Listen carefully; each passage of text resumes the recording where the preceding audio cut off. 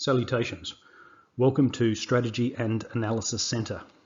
Today's briefing, Russia's end state. What is it? When might it be achieved? Bottom line, is Russia achieving its goals? Will a lengthy conflict benefit or hurt Russia? How might the US and NATO influence this? Now, I've done previous briefings on this topic. The links will be below. To summarise, Russian objectives: a divided country with a rump state and Russian-leaning separatist areas stretching contiguously from the Russian border along the Black Sea coast, across the Sea of Azov to Crimea. So the starting position for this phase of the overall conflict between the US and Russia, which goes back, but this is from 24th of February this year, or 20th in February this year, and you'll see Crimea and Transnistria, which is part of Moldova, but importantly in the Luhansk and Donetsk areas. The People's Republics, those separatist areas that have broken away from Ukraine and be acknowledged by Russia, aren't the full areas of the Ukrainian oblasts of the same name. So you can see it's roughly, before this conflict started, roughly half of each of those oblasts are the breakaway people's republics. And this is what I assessed Russian objectives were at the beginning of this conflict. So Luhansk and Donetsk, this time in the entirety of the oblasts, not just reinforcing the People's Republics, but to take the remainder of those oblasts and making a land bridge from these areas down to Crimea. So that's two further oblasts of Zaporizhia and Kherson. So this line, the green line that I've got that encompasses those four oblasts, that will be important for the rest of this briefing. And of course, again, you have Crimea, which is already part of Russia, and Transnistria, a breakaway part of Moldova. So following is a series of slides highlighting essentially the same points, but from slightly different approaches and different sources to highlight the point. So this map, the ethno-linguistic map of Ukraine, highlighting the proportions or percentages of ethnic Russians and Ukrainians and Russian speakers or Ukrainian speakers. And on this map I've overlaid that line that I mentioned before, which separates the four oblasts of Luhansk, Donetsk, Kherson and Zaporizhia, that I think are the Russian objectives. Another slide.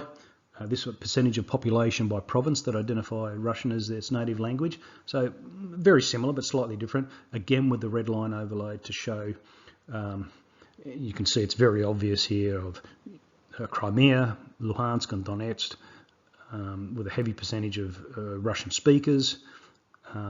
Kharkiv, certainly there. Odesa over on the west near Moldova. Kherson, not so much, but still more significant than other parts of Ukraine. And here we have the results from the 2010 election.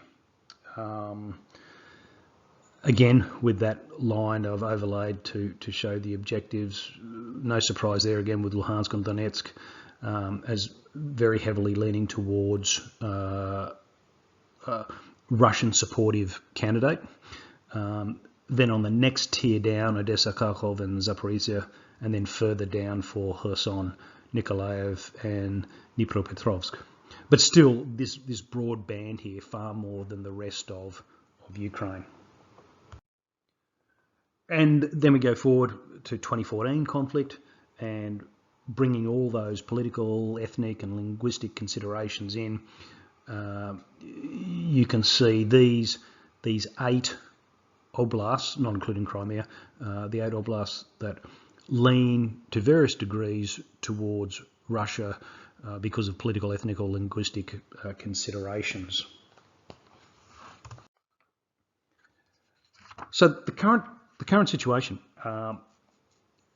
On this map, the black line represents that border between those 4 core oblasts that I'm suggesting are Russia's primary objectives. So those on the right side are Luhansk, Donetsk, Zaporizhia and Kherson. And I've highlighted the major cities here, Luhansk, Donetsk and Mariupol. The red markers represent, from a Russian perspective, the FIBA, or the forward edge of the battle area. And it's just illustrative. I'm not suggesting these are 100% accurate given the scale of the map we're working on, but it's just to show where the Russian forward edge of the battle area is in relation to what I assess the objectives to be in terms of those four regions or 4 oblasts. And moving from left to right, you can see down the bottom is Kherson. That's largely been achieved. Moving east into Zaporizhia, a large portion of that is, with the exception of the major city of Zaporizhia. You can see where the forward edge of the Russian battle area is. Moving through into Donetsk, where it's only about half of Donetsk so far is in Russian control, the other half is in Ukrainian control. And Luhansk is largely, with the exception of Severodonetsk, which is an extremely important city in this conflict, which is still under Ukrainian control. Now, the Ukrainians are fighting hard, giving ground slowly, and advancing in some areas, in particular Kharkiv, which you can't see on this map. It's to the north, but the Ukrainians have been advancing there. So that's basically where the current Russian forward edge of the battle area is in relation to the oblast borders that I'm suggesting is Russia's initial objectives. Now, the US and NATO wants the conflict to continue, and I think it was the US Secretary of Defense said the purpose is to weaken Russia. So in order to weaken Russia, the conflict needs to continue. However, there are 2 possible consequences of a prolonged conflict, given that, and my assessment is, Russia is close to achieving what its initial objectives may have been. If the conflict is prolonged, given that I assess Russia is close to achieving its objectives of those 4 oblasts, it then moves into, well, will Russia move to expand on these objectives? And I'd split that into 2 separate areas.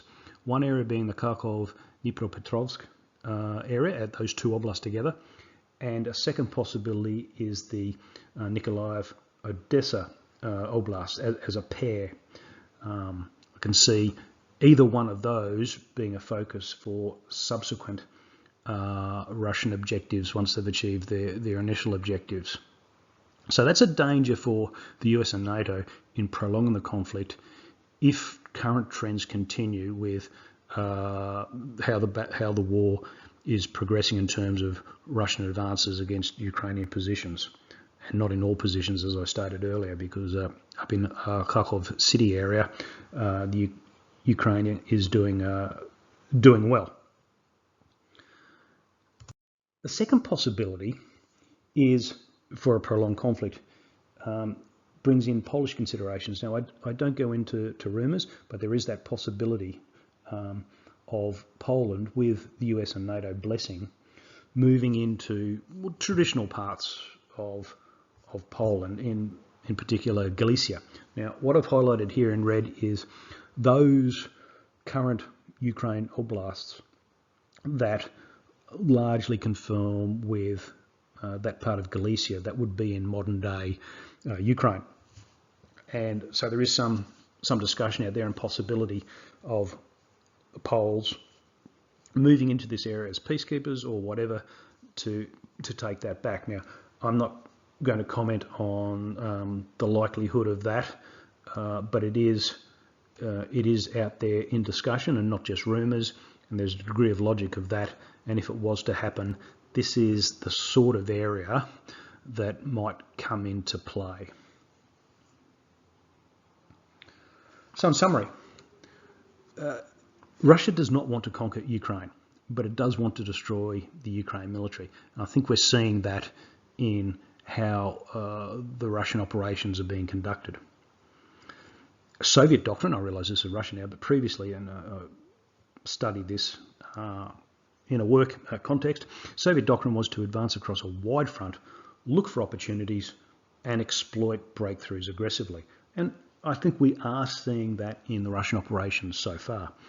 When we look at Russian operations towards Kiev, whether it was a strategic feint or perhaps more accurately a fixing operation to tie down troops, well, it was certainly successful in tying down troops that were then not able to move towards the eastern sector, the Donbass region, where, per my assessment of Russian objectives, were to take those oblasts. So keeping troops away from there makes sense to me in terms of achieving the objective. But in other areas, they are looking to, and Russia is conducting these traditional approach of advancing to contact, looking for opportunities, and then exploiting them. Now, this has been certainly true and very successful in the south, where Russia was able to quickly move from Crimea into Kherson and Zaporizhia oblasts and link up to Donetsk. So it's been very successful there, and it's consistent with both the objectives I've assessed and this Russian military philosophy, if you like. Now, the fate, this has been successful, but not completely. As I said, the Ukrainian troops are fighting hard and giving ground slowly, and have been able to dig in and have good fortified and defensive positions. But the Ukrainian forces, the fate of the Ukrainian forces in the east, and that's the Donbass region I'm talking about here, remains to be seen, but could be clear over the next 2 weeks.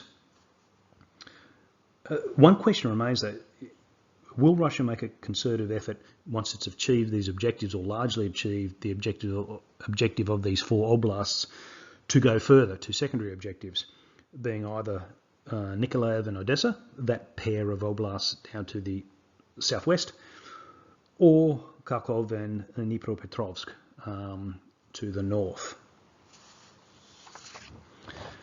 I assess that the Mykolaiv and Odesa oblasts are more important to Russia than Kharkiv and Dnipropetrovsk, primarily because they allow the ability to close off a future rump state from the Black Sea, and gives that contiguous border all the way through to Transnistria. That's not to say that Kharkiv and Dnipropetrovsk aren't important to Russia, given their ethnic Russian population and speakers and political disposition, but of the two, I assess that Mykolaiv and Odesa are more important in the first phase. I assess the likelihood of Russian ground forces trying to take Mykolaiv or Odesa prior to the fate of Ukraine forces in the Donbass being determined as unlikely, with a high degree of confidence. So I don't see major land forces being committed to those 2 oblasts until the situation in the Donbass is clear and in a favourable outcome for Russia. I assess that should Russia and Ukraine come to terms before these concentrated operations to take Mykolaiv and Odesa have begun, Russia will likely halt operations to take these, and I say that with moderate confidence. I think if Russia achieves its initial objectives of those 4 areas, then subject to the other requirements of a truce to do with, well, I won't mention their names. If they're achieved, I think Russia would call a halt and be prepared to come to terms with that, and then as a result not make further operations against Mykolaiv, Odesa, Kharkiv or Dnipropetrovsk. However, I assess that it is very unlikely that Russia and Ukraine will come to terms in the next 30 days. That concludes today's briefing. Thank you for watching. Happy to take suggestions for future briefings from subscribers, so please subscribe. Until next time, Vale de Sere.